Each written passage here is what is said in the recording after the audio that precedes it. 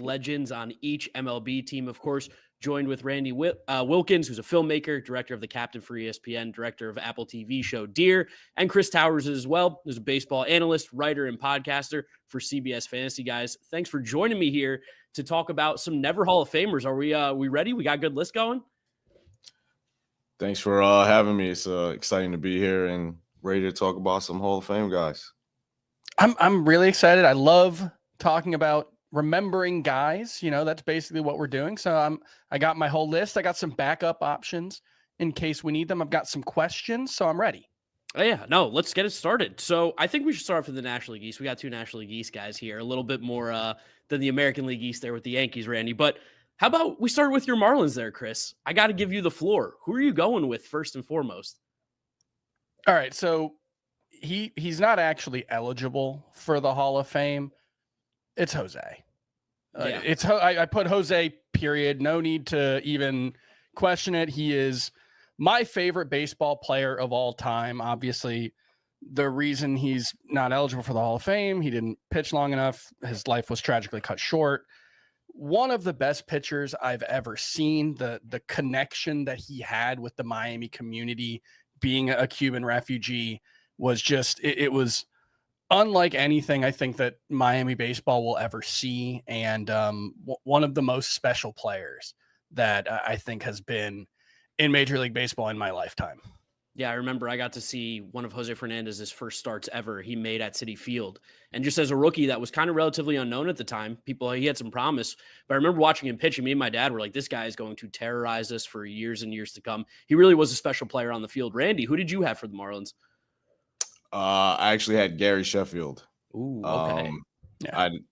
I'm a big advocate of Gary being in the Hall. I'm offended that he's not there yet. I get the reason why, but I just totally disagree. I just feel like he's a slam dunk Hall of Fame guy. I know he was on a million teams, but for whatever reason, I seem to always remember him with that Marlins team, just with that period of time in which Huizenga I think it was Huizenga, right?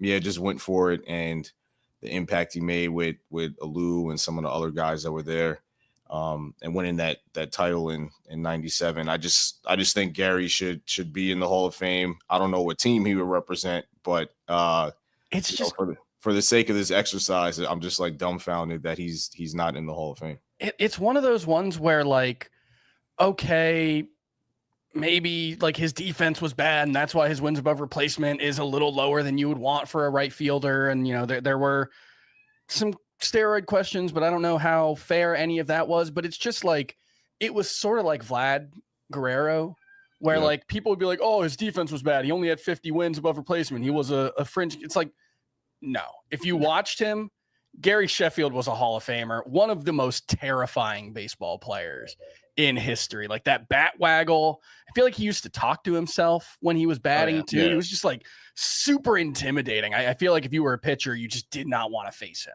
No. Yeah, I mean, there's definitely a handful of guys that aren't there, that if you were there for that aren't in the Hall, but if you actually watched them play, you knew that they were better than everybody else for like a very long period of time. And Chef like fits that category to the T, in my opinion. Yeah, I definitely went a little bit of a different route. I went with Josh Johnson. I just remember how good he was with the Marlins. He kind of fell off as soon as he left them with injuries and different things going on. But he was someone who, for me, during the mid-2000s as a Mets fan, another guy who absolutely terrorized us. And it felt like every single time he stepped on the mound, he was just dominant. And you look back at the numbers were shockingly good in his time with the Marlins. Like, he was so good. Yeah, 100% agreed. All right, let's move on to another team here. Let's go on to my favorite team, the New York Mets. Had to do them second here. I think I'll start this one off. It's got to be David Wright. Right? Yeah, in my lifetime, there's no other player that's more a never Hall of Famer than Wright, especially because of what could have been with the injuries and whatnot. He was on pace to be one of the greatest third basemen to ever play. The defense and the offense was incredible. And even when they made Citi Field impossible for him to play in at points in his career, he was still able to put up some good numbers. So David Wright's my pick. I'm assuming you guys are around the same line there. The only thing I would say, and I'm hoping it ends up being that he pitches enough to actually get in, DeGrom. Yes. Because, like, he's the best pitcher since Pedro, I think, in terms of peak ability. He's like, I don't even think he's at 1,400 innings. It's going to be real tough for him to actually get in. But another one where it's like, he was so clearly a Hall of Famer when he was pitching. Yeah, I mean, David Wright seems like the obvious one. I was going to say Beltran, but I'm saving him for another team. But yeah, I mean, David Wright, it seems like the slam dunk. He feels like the Mets version of Don Mattingly for Yankees fans, where, you know, if you watch them and they played long enough and weren't derailed by injuries, like a clear Hall of Fame guy. So yeah, David Wright is my choice as well. Definitely. All right. Next up, we've got the Atlanta Braves. Randy, I'm going to go to you first. Who do you got for the Atlanta Braves? All right. So for the Braves were one of the teams where I was still trying to figure out what exactly we meant by never Hall of Famer. I think never Hall of Famer isn't necessarily like, for me, not necessarily going to make it, like still has a chance. So for me, the obvious one is Andrew Jones. I mean, I had been advocating for Andrew Jones, and then I stopped because of some of the off the field stuff that I know is like that factors in for a lot of people. But if for the sake of this conversation, if we're just talking about baseball impact, he's another guy that when you watched him play, it was like, this guy's a Hall of Famer. He's, especially if other guys are in there for their defensive prowess. I mean, I've never seen a better defensive center fielder in my life than Andrew Jones. And then you add the power that you didn't really get from that position as well. I think Andrew's like a slam dunk in the solely baseball context. Andrew Jones would be my guy. My question was less never Hall of Famer, and what do we mean by modern? Because like I'm 36. The guy I picked, technically, he played while I was alive. It was Dale Murphy. He didn't make the Hall of Fame. Won back-to-back MVPs. That's really hard to do. And so, I mean, Andrew Jones, just what he did as a player, like Willie Mays didn't play into the 80s, so I never saw him. I got to think Andrew Jones is the next guy up in the best defensive center fielder discussion. So, yeah, I'm fully with you on that one. Yeah, Andrew Jones was the name I considered. I put a weird one down. I took more of like a bit of a meme stance from this, and I went with Jesse Chavez because I don't know if you guys have the hate that I have in my heart for Jesse Chavez as a Mets fan, but this guy only pitches well when he's on the Atlanta Braves. He finds a way back to the Braves every single year. He is the spirit of that team. He's like 42 years old, and the guy just throws 80 miles per hour to the outside corner. Nobody touches him, at least on the Mets. His numbers are awful everywhere else. He's fantastic with Atlanta. So I had to give a little bit of a shout out to Jesse Chavez there. Moving on to a little bit of a different franchise now. They've moved a couple spots, so I'm interested to see where we're going. What about the Washington Nationals? What do you got there, Chris? I took it as just the Nationals, just the Washington Nationals, 2005 to 2024, or whatever it is. And I went with Strasburg because it's another one where, like, Ryan Zimmerman, I think, is the all-time like Washington Nationals leader and wins above replacement, but Steven Strasburg was the guy. Like, it was the amount of hype he came out of the draft with, the fact that he lived up to it, the fact that when he was on the field, when he was on the mound, there weren't more than 5 pitchers better than him at any given time. That slider was unbelievable. Kind of a 2024 pitcher who debuted in 2011, if you get what I mean. Like, all out, threw 100 miles an hour back when nobody was really doing it. He was an unbelievable pitcher. Sorry, I apologize for my cat's tail getting in the way. She wants attention. She agrees. Oh, 100%. That's what it is. What about you, Randy? What do you got? Yeah, I went with Strasburg as well. I mean, he's, again, another guy like Wright, like Mattingly, that the only thing that would make him a never Hall of Famer is just the injuries. I mean, he had a presence, I think, when the year that they won the title in 2019, I thought he was just as good as Scherzer, and I know Scherzer like gutted it out, but I feel like Strasburg did the same thing. I think the both of them kind of put the franchise on their backs. And I know the offense did well in that playoff run, but it was really like Strasburg and Scherzer, and I feel like that was the kind of apex of his career, and I think he ended up paying for that run, you know, in the long run when he came to injuries. But to me, he was a no doubt Hall of Famer if he's healthy. I mean, it was very obvious to, I think, all of us that was where he was headed if he was able to stay on the field. Yeah, I mean, he literally did everything to win that World Series for that team. He's basically not pitched since. He was unbelievable. He's like the first guy I even remember caring about being drafted because he was so good at San Diego State playing under Tony Gwynn. I went with Ryan Zimmerman, but again, I think those two are the clear and obvious choices for the Washington Nationals. Last team in the National League East here, let's talk about the Philadelphia Phillies, my least favorite team, tied with the Braves, at least favorite team ever. There's three guys that come to mind. To me, it's Chase Utley, Jimmy Rollins, Pat Burrell, some of the biggest Met killers of all time, some of the best Phillies of all time. I mean, guys that I don't think are going to make the Hall of Fame. I know that's a controversial take with Chase Utley, but I have to plant my flag there. Yeah, I went with two guys, actually. I think it's Jimmy Rollins and Bobby Abreu. And I think I actually debated Abreu for the Yankees, but I mean, he's known really as a Philly, I would think. And Jimmy, I think, has an underrated case. I'm not sure how much is going to carry him through the ballot over the years. But I think Bobby Abreu, if you look at him through a modern lens, if we're especially talking about modern baseball players, I think he was one of the best examples of what a modern day baseball player needs to do to perform and impact the team and impact winning. I think he did all of those things at an extremely high level. I think his reputation as a defender gets in the way, and with good reason. I mean, we all know about Bobby Abreu in the wall, so that's something that will always stick with him. But I think offensively, he's what the modern day baseball player exemplifies. And Jimmy Rollins, I just think from a traditionally defensive position, the impact he had offensively while also being a top tier defender makes him pretty close to a Hall of Famer, in my opinion. I don't know if it'll happen, but I had to pick both of those guys for my list. A lot of options from those like late 90s, early 2000s Phillies. And, you know, I think Utley gets in, so I took him off my list. I think Rollins has a chance, but he probably won't.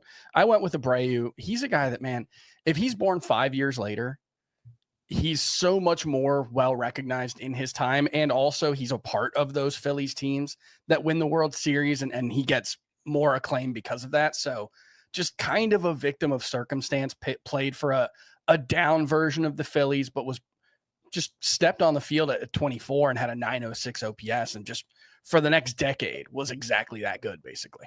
And he also transformed that 2006 Yankees team. I mean, he as soon as he got there, the team took off. So I saw firsthand like how good and impactful he could be in a short amount of time. Or 2005, I can't remember. 06, yeah. Yes. Yeah. He made an immediate impact and made an immediate impact on guys like Robinson Cano as well. So Bobby Abreu was a tremendous player.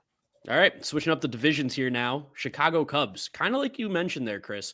A lot of these players from the 2000s, if they would have played 5 years earlier, 5 years later, I think would have got a lot of recognition. And I feel like the Cubs had a ton of those guys. Some of the names that I wrote down, Aramis Ramirez and Derek Lee, those guys stuck out really, really strongly to me, especially Aramis Ramirez, who I felt like was always a really good player, but never once got any of the recognition. I went with another player from that period just as a personal favorite. And it was Carlos Zambrano. Big Z was nice. just what a fun dude to watch play baseball. Like ace pitcher, obviously super fiery, really good hitter for a pitcher. And he loved hitting, had 6 homers in 2006, 24 for his career. So that was one where it's like, yeah, there were better players. You could make the case for Sammy Sosa as in this list, but I went with Carlos Zambrano just for how much fun he was to watch.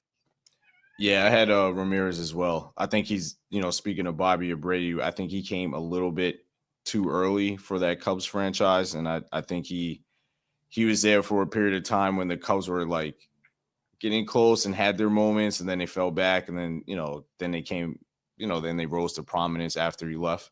But with a dearth of just like great third baseman, I think that kind of elevates him as well. He was a really good baseball player, and he was a part of some really good Cubs teams.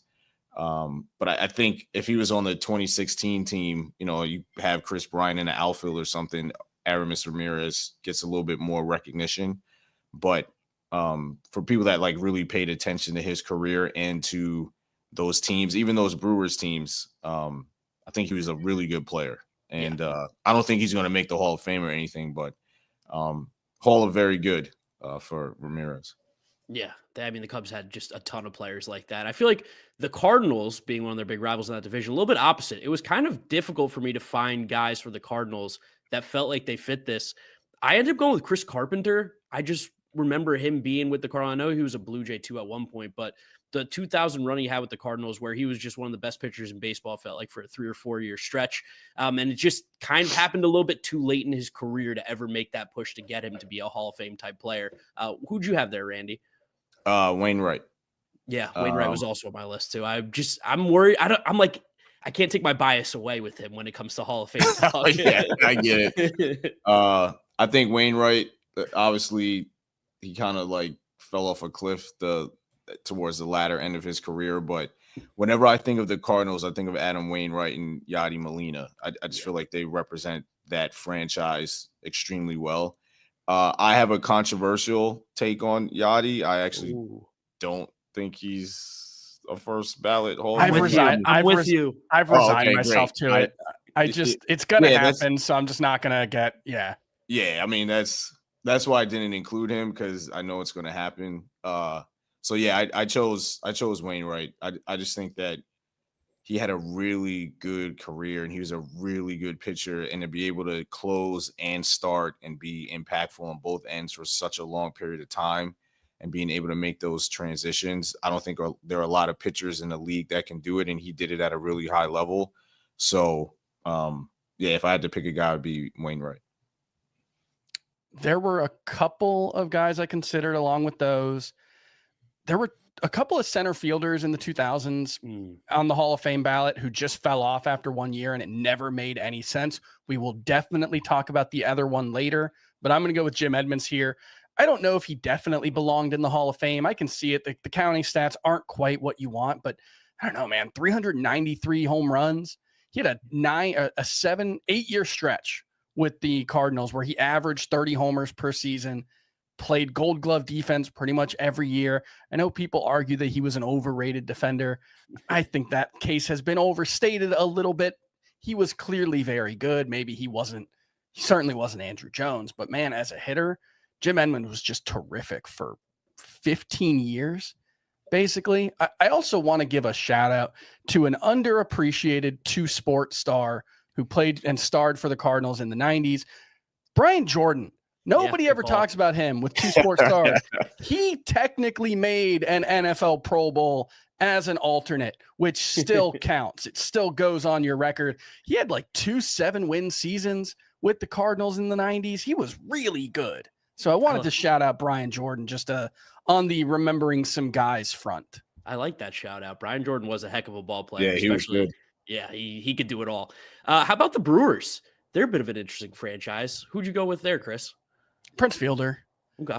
Kind of feels like the ultimate, like, yeah, he wasn't a Hall of Famer, but damn, when he was on, he was so much fun to watch. I don't know if I've ever seen like a legitimately good hitter swing out of their shoes the way Prince Fielder did. Like, it looked like he was going to fall down every time he swung. So I think you can make a case for Christian Yelich currently. Obviously had a couple of MVP caliber seasons, but I went with Prince Fielder. Yeah, I had Prince too. I mean, that felt like a slam dunk. If CC didn't make it, I would have just said CC. Yeah. But yeah, I think it's Prince Fielder. He was the heart and soul of that team, and that's kind of rare for like a first baseman. Mm-hmm. And just really good, really impactful, just like hit moonshots, and he was a really good player. And like, to be a really good player when people have paid attention to you your entire life because you were hitting home runs out of Tiger Stadium at like 11 or whatever it was, 13, to kind of deliver on that promise and to have a really good career of your own that sets you apart from your dad, who also had a really good career, I think is pretty significant and a big accomplishment. And he's clearly not going to make the Hall of Fame, but again, the Hall of very good for Prince. Yeah, I'm going to throw out a couple names as well. I'm going to throw out Ryan Braun. I know he's a bit of bad character that people don't love in the baseball world because of different things that he's done. But boy, was he a heck of a ball player. Yeah. And I'm also going to throw out Ben Sheets because I thought about him. He had a run that was like just fantastic, almost like similar-ish, not as long as Jacob deGrom, but where nobody could touch Ben Sheets. The stuff was electric. He just simply could never stay healthy. Ben Sheets. Sorry, Yeah. Ben Sheets is funny since there's a big fantasy focus here. Ben Sheets was the one guy that it was like you got to draft him, and then he disappointed you like every single year. And it was like that 1 year. Yeah, that 1 year he stayed healthy and dominated. Yeah, and it was like every other year you're like, yeah, Ben Sheets is going to stay healthy this year and like carry my team, and it like never happened. All right, let's take it on to the Pittsburgh Pirates here. I wanted to go old school for my Pittsburgh Pirates pick because I feel like McCutcheon's maybe the obvious one that I think a lot of people are going to throw out. I wanted to go with Manny Sanguillen. He's got his barbecue out in the outfield. Yeah. Lifetime Pirate. He's an awesome dude. He still hangs around the organization. Like, he's super involved, and the people in Pittsburgh absolutely love him. Yeah, I thought about McCutcheon would be, I think, that's one that I think he probably doesn't get in, right? I just don't think he was at that level for long enough. But another one that was just like when he was at his best, like that 7-year stretch, absolutely played at a Hall of Fame level. I will point out a kind of Bobby Abreu-esque one for the Pirates. I used to go to Pittsburgh every summer. That's where my family's from. I watched a lot of Brian Giles growing up. Yeah. And he's another guy that if he's born 10 years later and he's walking 120 times a year and putting up 400 on base percentages every year, people like him a lot more in the 2000s than they did in the 90s. Yeah, I went old school here just to kind of give out names that people haven't heard in a while. So I went with Andy Van Slyke and Doug Drabek. Oh, yeah. Two of the most important players in that 90s Pirates team. Barry's the obvious answer here. Yeah. I mean, Barry Bonds is the answer, but for obvious reasons, he doesn't need to be mentioned for the sake of this. But Doug Drabek, really good pitcher. I think kind of gets lost, I guess, just in time. I mean, he was really good and was nasty. And I remember him being really nasty against the Braves when they had that rivalry for a little while. And Andy Van Slyke, I just felt like it was a very underrated, very, really good player and did a lot of things and didn't like Barry Bonds, and they had their beefs. So yeah, this was more of a let me just name some guys that were really good from back in the day. So I went with Drabek and Van Slyke. That's like the best part about this stuff is just being like, just guys can sit in a room and just like, let's name baseball players for an hour. Yeah, that's the best. Yeah, it's the absolute best. And we're going to continue on here with the Cincinnati Reds. Randy, who'd you go with them? Eric Davis. Ooh, nice. Another guy who I think if he's healthy has a very good shot to make the Hall of Fame. He is one of the most gifted baseball players I will ever watch play Major League Baseball. He could do everything. He was basically right-handed Darryl Strawberry, who was a better defender. And I'm talking about like peak Darryl Strawberry. So, he had the lacerated spleen kidney incident when he dove for the ball and had other health issues and, just wasn't able to kind of maximize a long run. But for me, it's Eric Davis. A fantasy baseball Hall of Famer. For sure. I mean, the numbers he was putting up early in his career, specifically 1987, he played 129 games, scored 120 runs, 37 homers, 100 RBI, 50 steals, and hit 293. That is a bananas season. I want to put good vibes into the air, so I'm not going to say Joey Votto because I think he's going to get in. Yeah. I think Joe Mauer getting in helps Joey Votto because very similar types, really beloved player by like the writers and media. So I think he's going to get in. I'm going to go with Adam Dunn, who was kind of a punchline in a lot of ways, especially later in his career. But was it 6 straight seasons with 40 home runs or 40 plus home runs? A couple of others with 38, was walking 110 times a year. Okay, yeah, we know about the batting average. We know about the defense. Did you know Adam Dunn stole 19 bases in a season once? I don't know how that happened, but it's true. That's crazy. He stole that many bases. I Yeah. never would have guessed it.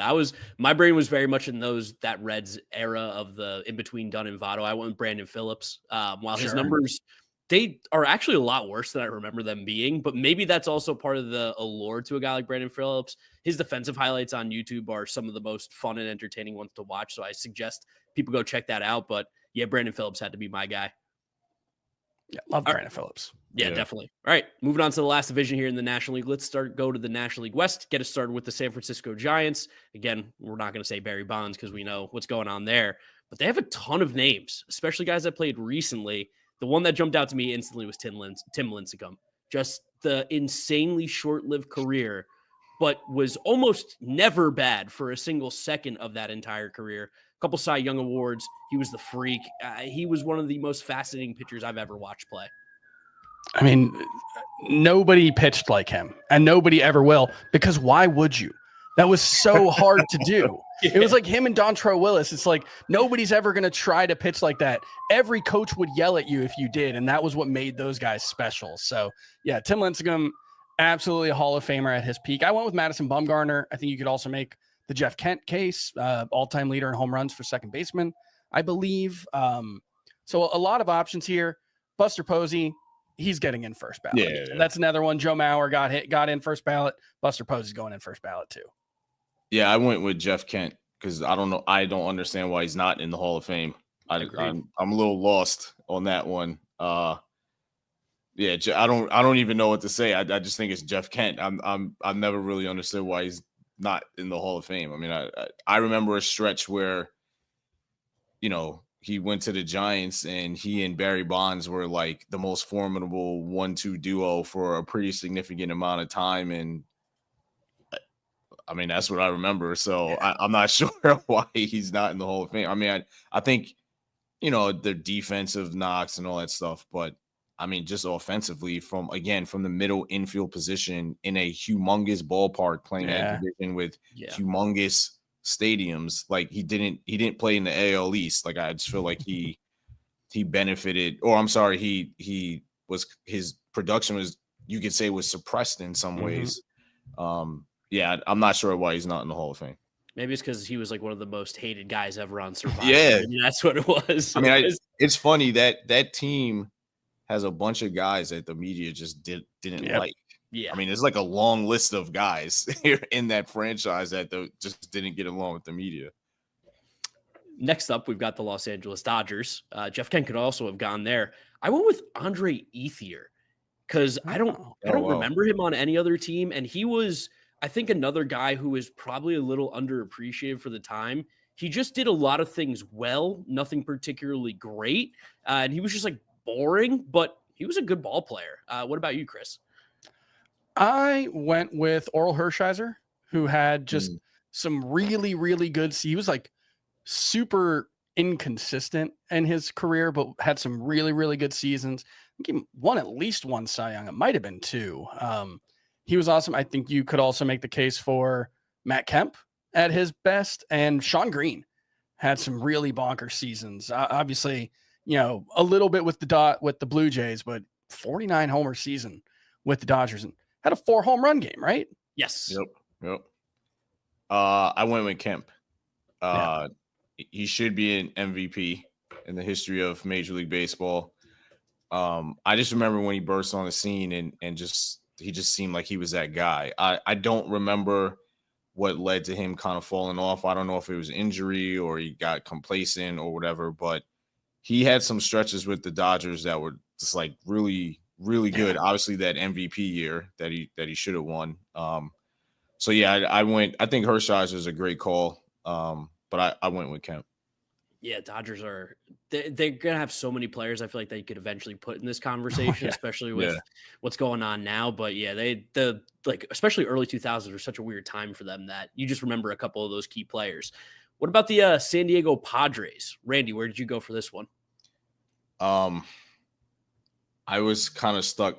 This was one where I went with the name, like just remember a guy, and I went with Steve Finley. Like I just remember he's not a Hall of Famer. Like I know that, but it was just, I kind of struggled a little bit with the obvious names here with this franchise. So I just went with Steve Finley because I just remember him as a Padre and like being really important for that team and being a really good defensive guy and like had big hits and all those things. So the Padres, for some reason, I was like having trouble picking somebody. I'm sure there's a more obvious answer here. And I think with some of the guys that were really good, like I also think of Ken Caminiti, but that really, I don't think he was going to the Hall of Fame either. So I just picked Finley just because I remember him. I remember his impact pretty well. I went with I could have gone with Adrian Gonzalez, who was awesome with the Padres. I went with Jake Peavy, who had some really, really good years. He wasn't there as long as I thought. I just looked it up. It was only like 6 or 7 years. Right. But he was really good with them. He was fun to watch. He had that crazy crossbody delivery that nobody could pick up. So yeah, Jake Peavy at his best was really, really good. If you're being technical here, you could say Ian Kinsler. It's true. So, I mean, I don't know how technical we're getting here because he wasn't there that long. But I mean, if we're like really trying to stick to it and somebody who, might have a case, you could say Ian Kinsler here. Yeah, I genuinely have no recollection of him on the Padres. Yeah, he wasn't there that long. Yeah, but he was there. So yeah, I got to give a shout out to Nate Colbert as well, one of the original Padres. He had a stretch from 69 to 73 where he was averaging about like 30 homers, 25 doubles, 80 RBIs, and 800 OPS a season. I know for a really long time he had almost every single Padre record. He was basically the best player in their organization until Tony Gwynn. So had to give him some love as well. A guy who gets very much lost in the shuffle of great baseball players. All right, next up we've got the Arizona Diamondbacks. We've got two actually like really not old franchises coming up here, so it'll be interesting to see where we go. Chris, who'd you go with for the Diamondbacks?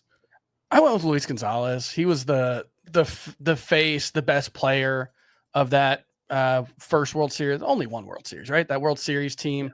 Apologies to Randy. I know that's a sore subject, but got the hit off of the greatest reliever of all time as well. That's going to play a role. Had one of the most bonkers 57 homer seasons of all time. I think it's almost as many as his next 2 seasons combined. No comment. 11-17 OPS. That was a crazy season though. So Luis Gonzalez, one of the best players in franchise history. I picked Matt Williams. Matt Williams was a really good baseball player. I know a lot of his time was with San Francisco, but when he did go to Arizona, he was also part of that World Series team. He was just really good. I mean, I just remember for his entire career just being totally impressed with how good he was offensively, defensively. So yeah, I went with Matt Williams. I like that. I ended up going with Brandon Webb. If you are picking up a theme of mine, I like these guys that had very, very short stints of being amazing. I thought he played longer than 7 years, and even then, it was 6. It was 6 seasons and a game in his 7th, and he had a 3 ERA for his career. I believe he won a Cy Young Award. He was crazy because he was pitching in such a different way that we just don't really see anymore. That was a really tough ballpark at first. Before they installed the humidor there, that was a really tough place to pitch. And he found a way to do it. He was just like, hit a million ground balls, figure it out. My defense is going to have my back. Brandon Webb was someone who I definitely had to throw in there. I feel like synonymous with the Diamondbacks. And then to wrap up the NL West, we've got the Colorado Rockies. For me, I'm going to say Troy Tulowitzki is maybe one of the biggest what ifs, could have been, because when he was healthy, the talent was evident that he was going to be one of the best players, not just in the National League or on his team, but in just all of Major League Baseball. Yeah, him and Hanley were the two in that mid-2000s, late 2000s, played the same position. Very different players. Yes. Hanley didn't love defense, but both of them were like, you talk about like Hall of Famers at their peak, no question. Those two guys were Hall of Famers at their peak. I went with Cargo. Ooh, similar case. I think he had Hall of Fame talent, and I think he had injuries, and I really think it was the injuries that got in the way. You can say the Rockies at their height had 3 guys that you could consider for the Hall of Fame if things didn't totally get in the way with Holiday, Tulo, and Cargo. So I just went with Cargo because he had a beautiful swing. He was one of my favorite players. One of the most aesthetically pleasing swings of all time. Just he was really good. So I went with Cargo. Yeah, no, the Rockies have a couple fun players there. Big shout out to everybody watching. We're halfway through here. Remember, go scan that QR code down, donate to ALS1, help out PitchCon here as they're doing some amazing content. Moving on to the American League now. Randy, got to give you the reins here. Talk about the Yankees. Who's your pick? Bernie. Yep. Yeah. He should be a Hall of Famer. I mean, I again, another situation where I'm very confused as to what the reasoning is to not put Bernie Williams in the Hall of Fame. I guess the knock was defense, and I guess he didn't have the high enough WAR or whatever it is. But I mean, Bernie Williams is a Hall of Fame player. Like, and I'm speaking with total bias here, and I do not care. Bernie Williams is the third most important player in that dynasty, and he to produce the way that he did, not just in the regular season, but also in the postseason from the center field position, while also manning a large center field. He's a Hall of Famer. I mean, I'm like personally insulted that he was taken off the ballot. To me, he's just a Hall of Famer. I don't get it. And I agree with Jim Edmonds as well. I think he should be a Hall of Famer as well. Like, I think people forget the position aspect of these conversations, and they just say, well, outfielder versus outfielder. And it's like, no, there's certain positions that were, traditionally viewed as defense first positions, and some of these guys revolutionized that spot. And to me, Bernie's one of them. A switch hitting, power hitting center fielder with like four rings. One of the best postseason performers, I think, is Bernie. He was my first choice. Although, was it Chipper Jones or Tom Glavine? One of the Braves guys was like, oh, if Andrew Jones played for the Yankees. Here's the thing. There's only two guys from that Yankees dynasty in the world in the Hall of Fame, right? It's just Jeter and Mariano Rivera. Yeah. Like, Posada fell off the ballot after 1 year. I think you can make a case for him. Yep. Mussina did end up getting in. I guess he was, but Clemens didn't get in for his own reasons, but there were a lot of guys who didn't end up in the Hall of Fame. I put Bernie as my number one, but I think Jorge Posada's in that discussion. Robinson Cano probably won't get in because of the steroids, but he was absolutely a Hall of Fame caliber player. And I know this guy is one of the most beloved figures in New York sports history. So I'll throw Thurman Munson out there. Tragically passed away young, but he was a really, really good player as well. And I think should be in the Hall of Fame. Yeah. I throw on Donnie Baseball as well, Don Mattingly. Yep. I think he's someone that might sneak on maybe in the Veterans Committee. I could see that being. I think he gets in eventually as well. Yeah. And then a classic guy who will never even come close to sniffing the Hall of Fame, but what a career that he made it into. Got to give a shout out to Brett Gardner too. I mean, that guy found a way to play 15 years only with the Yankees and just kind of be the exact same player he always was. So shout out Brett Gardner. And the super obvious one is Alex. Yeah. I mean, that's a slam dunk. So that's the obvious one that I just felt like had to be mentioned in this conversation. So no, definitely. All right. Now, what about the team you hate, Randy? Red Sox. Who was your pick there? Oh, Manny. Yeah. I mean, that's it. Manny. It's another one. It's just like there's no question he was a Hall of Famer. And, I understand why he's not going to get in, but he was just the best. So much fun. Yeah, sick. I'll just say it. He should be in. I mean, I think all those guys should be in. Like, we get it, but okay, enough already. Like, put them in.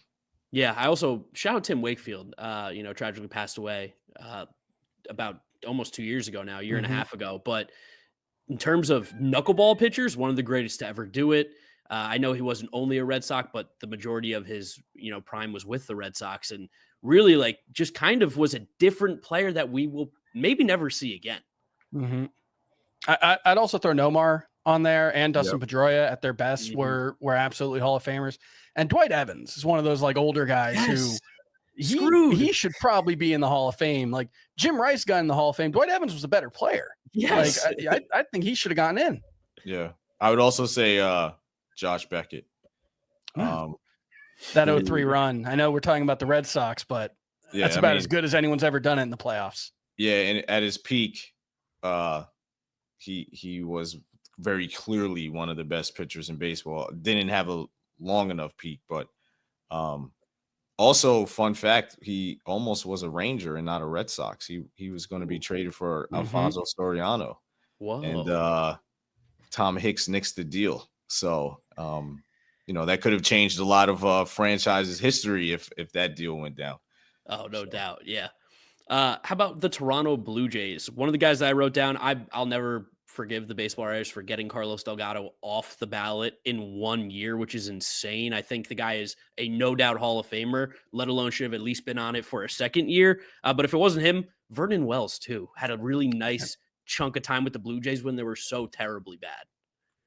And Delgado's one that, like, if he stays healthy for one more year, and gets to 500 home runs, he's in. And it's just like, because he's fell 27 short of that, he didn't get in. It was ridiculous. He was incredible. The Marlins signing him is actually one of like the most exciting moments of my Marlins fandom. The 1 year he spent there, he was amazing. Jose Bautista, though, that the home run and bat flip in the playoffs is, I get Don't forget the fight every time I think about it. And then the fight, remarkably memorable player for sure. Yeah, I went with Delgado.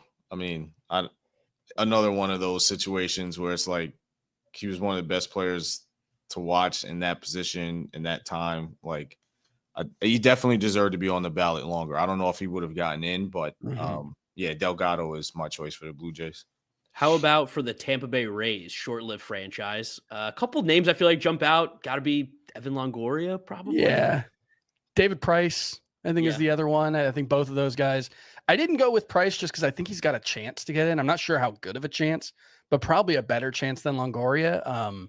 But Longoria was my pick. 4 top 5 MVP finishes. Really good player. I just went with Tropicana Field because I mean, rest in peace. Yeah, rest in peace to the Trop. I just felt like it was just the Trop. I mean, that's how I feel about Tampa Bay and their players. So I guess if I had to pick a player, it would be Longoria, but I went with the Trop. That's very fair. And then wrapping up the division, Baltimore Orioles. Randy, who you got? Adam Jones. Absolutely. Adam Jones, I'm pretty confident in saying he's not going to make the Hall of Fame, but he's a damn good baseball player. And switching from shortstop to center field and, just going from one premium position to the other. And again, great defense, great offensive production from that spot. Just Adam Jones, really good player. 100% agree with that. That was, I think, the obvious choice. Yeah. Yeah, and I'm gonna throw out Boog Powell as well. Had like a 14-year stretch where he hit over 300 home runs for the Orioles. A guy who, if he played in this era of baseball, would have been really valued. A guy who hit 260, 360 on base, just a big power hitting corner outfield guy. Boog Powell, and they love him out there too. He's got his barbecue as well out in the outfield, which my mind's always on food when talking about these things. AL Central, Chicago White Sox. They've got some interesting picks. Chris, who'd you go with there? I tend to think Burley gets in eventually. I think he's on that path. I know he's pretty low right now, but I think once some of these other pitchers get on the ballot and you start comparing, he'll look a little better. He's got more volume. So I'm going to not go with him. I went with Paul Konerko, the best hitter on that 05 team. I think, did he get to 400 home runs? Now he got pretty close. One of the franchise all-time leaders, just really good player. Also, just want to do another remember some guys. Shouts to Dwayne Wise, because if he doesn't make that catch, maybe Mark Burley's not even a Hall of Fame candidate because he doesn't have the perfect game. One of the most incredible plays I've ever seen. I went with Konerko. I don't really know what Burley's case is. I know I'm in the minority there, but I never watched Mark Burley pitch and said, man, that's a Hall of Famer. Like, wow. Mark Burley. I think it was just his style and the way he went about things. And maybe for me, that kind of just maybe not pay attention to the results as much. I know he was a very good pitcher, but I went with Konerko. When I think of those White Sox teams, he's the first guy that pops up to me. Adam Dunn was part of the White Sox for a while. Speaking of him, but I just went with Konerko. I thought he was an impactful player and was like a face of the franchise type guy. So yeah, my guy was Paul Konerko for this one. Yeah, Konerko was a good pick. He was who I had as well.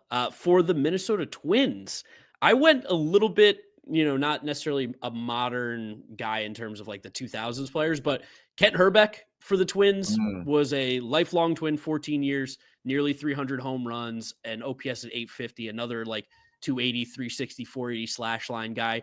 Criminally underrated player just because he wasn't ever the best in his division or his league or his team, but consistently put up great numbers for those Twins teams.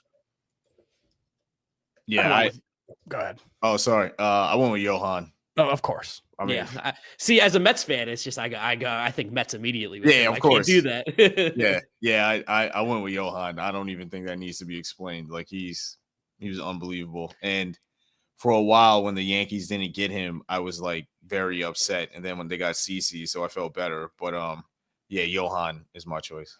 Every new pitcher who comes on the Hall of Fame ballot, it just looks dumber and dumber that Johan fell off after the first year. Because, like, spoiler alert, Felix Hernandez is my pick for the Mariners. And if Johan gets in, it makes the case for Felix a lot easier because Johan was better. How are we going to justify voting for Felix when he was, 95% as good as Johan? But Johan, man, I know it's a short peak.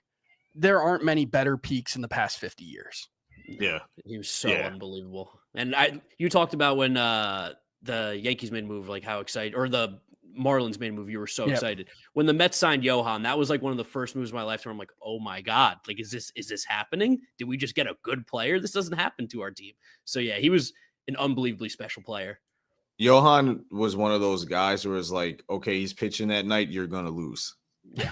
I mean, you just didn't have a shot against him most times that he went out there. And there are very few pitchers that you can say when his name popped up on the scorecard or whatever that you probably could just take the night off. Like, you're not gonna win. Mm-hmm.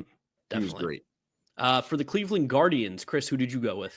This is the one I was obliquely referencing earlier when I was talking about Jim Edmonds. Kenny Lofton falling off the ballot after 1 year is just dumb. I don't know if it's he played for too many teams and people hold that against him. Kenny Lofton was an incredible player, arguably a Hall of Famer. I would have voted for him if I had a vote, and it's criminal that he fell off the ballot after 1 year.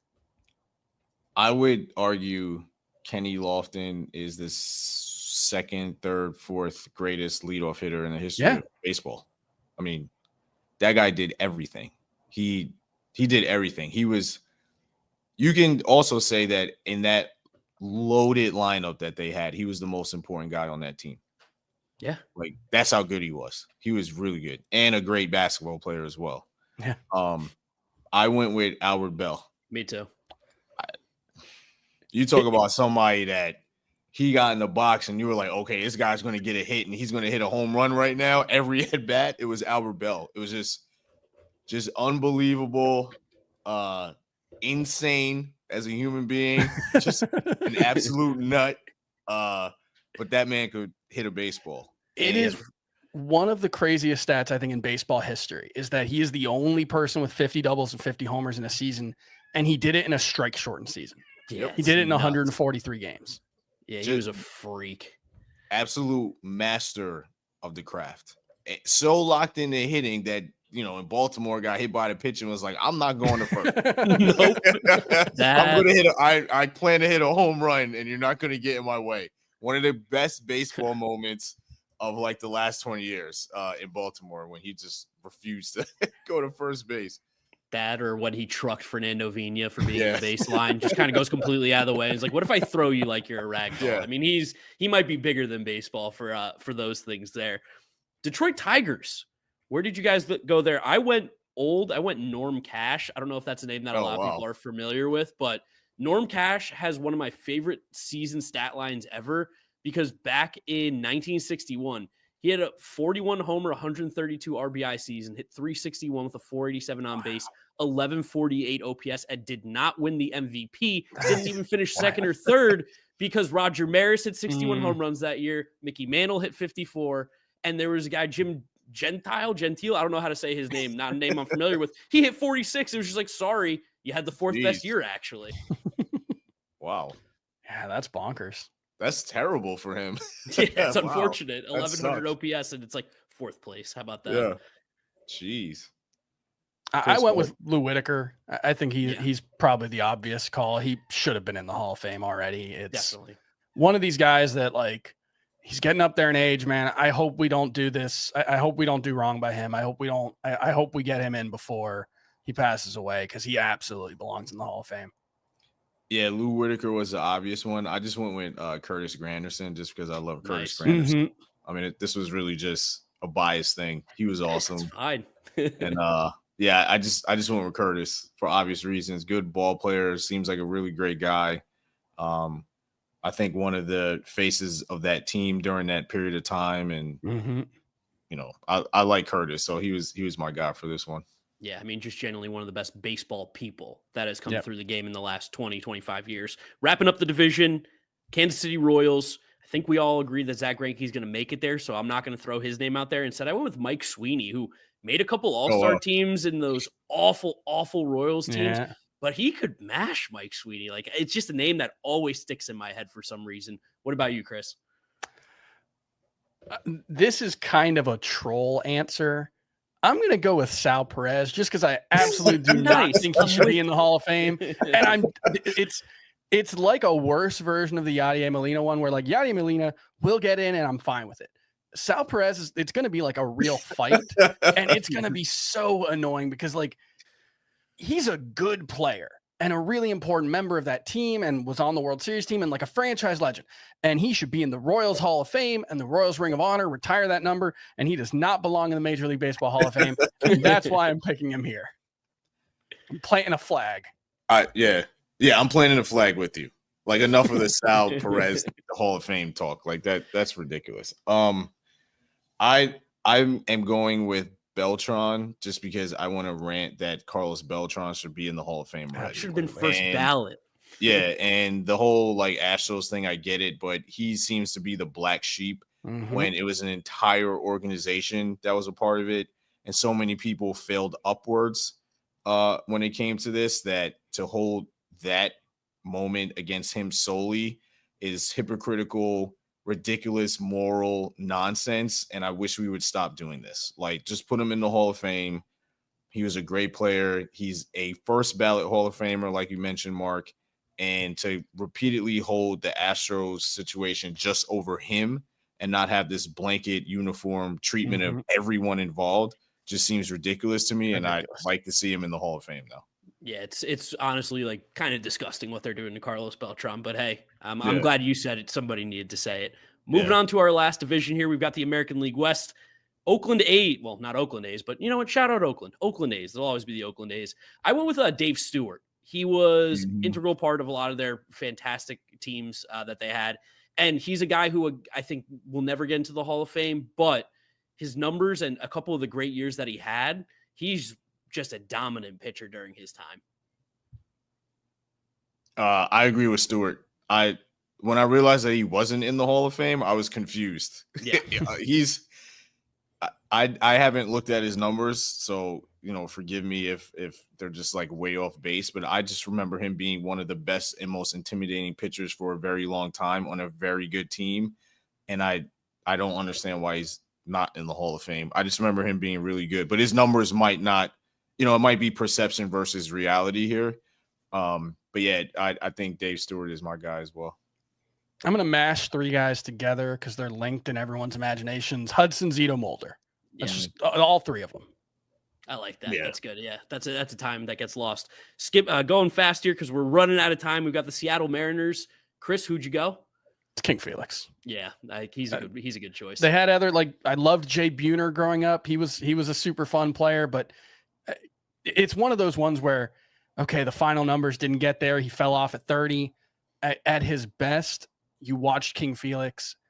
He was a Hall of Famer, and everyone knew it at the time. And then he just fell apart. And I get why He probably won't get in, but he was a Hall of Famer in my book.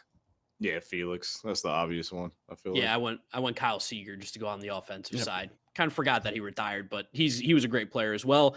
Houston Astros, I went with Roy Oswalt. Yep. Just kind of one of these great aces that gets lost in the shuffle. You guys, anybody different? No. That was my pick as well. Yeah. Feels like a good one. Keeping it in Texas, the Texas Rangers. I went Michael Young, another one of these guys who I think is going to get lost in the shuffle because he was never an MVP guy. But year after year after year for the Rangers, he put up great numbers. What about you, Chris? I think you could make the Alfonso Soriano case here, but I went with Juan Gonzalez, who I understand the advanced stats aren't what they should have been for a guy who won 2 MVPs. He won 2 MVPs, and we've just forgotten. He was really, really good as a hitter at the end of the 90s for those teams. Oh yeah, Juan Gonzalez was definitely my pick. That was another guy. When you walked in the box, it was like, okay, this guy's going to hit a home run. You're just going to have to accept it and on to the next. So yeah, Juan Gonzalez was definitely my pick there. Yeah, Juan Gon was a beast. And then wrapping this up, our last team here, the Los Angeles Angels. Who did you go with, Randy? What's the name you're going with? K-Rod. Ooh. Just dominant pitcher that changed the franchise. And when I think of the Angels, I obviously think about that early 2000s run that kept beating my Yankees for a while. And I think he ended up being the difference maker. I know that there might be bigger names maybe, but I feel like K-Rod's impact on that franchise was so large and he was so good for so long that, I don't think he's ever going to make it, but he was really good and quite frankly changed the path of a franchise. Yeah, I went with Jared Weaver, who another short peak, but really, really good. Also just like fun to watch a dude, even like in the 2000s, he didn't throw hard even back then, let alone for now. So it was fun to watch him carve guys up at like 88. I also want to shout out Garrett Anderson. Yes. Yep, that was another name that I had written down was Garrett Anderson. He was like such a classic player for that Angels team where he was never really he had a couple seasons where he was maybe the best player in the early 2000s, but being surrounded by guys like Vlad Guerrero and then Tim Salmon and all those different players, he kind of got lost in the shuffle as well, but just an all-around really good ball player too. He feels like Michael Brantley before Michael Brantley. Ooh, he had 56 doubles in 2000. Yeah, that guy that's a wild number. He's a beast. Yeah. Really good all-around player. And that wraps it up for us. So thank you to everybody for watching. Thank you, Chris and Randy, for joining us as well. This was a lot of fun. Hopefully you guys enjoyed it. And let's raise some more money. Everybody donate, scan down below, and let's get that thing going.